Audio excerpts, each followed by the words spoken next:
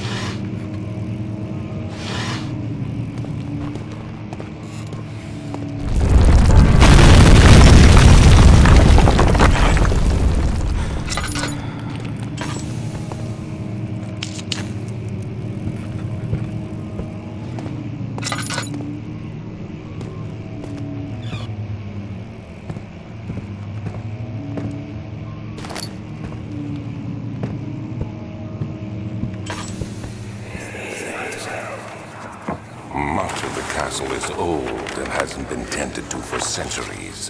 When the shadow arrives, it won't take long until things start falling apart. We're just buying time anyway. Let's do what we can. There isn't much to be done about the wards.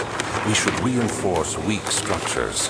The ground will tremble and there's a risk everything will cave in on us, especially downstairs. Here, and there. Let's get the servants working on it.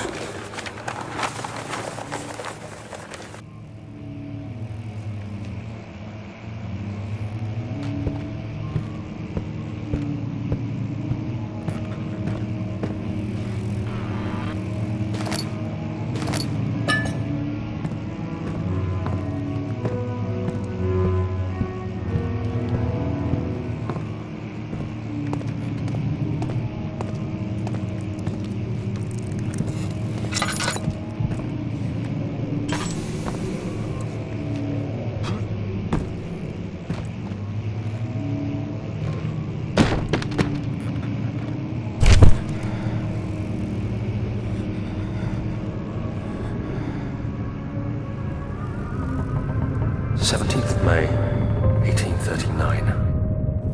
After pounding the unforgiving stone wall for what seemed like an eternity, I realized it was hopeless.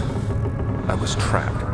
I fell to the ground, gasping for air, trying to focus.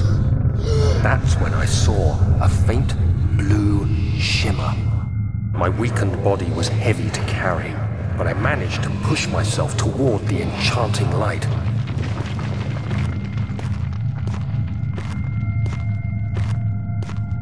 It was waiting for me. Enclosed in dark nothingness, I felt myself drawn to the mystic light. I reached out, closing it in my hands.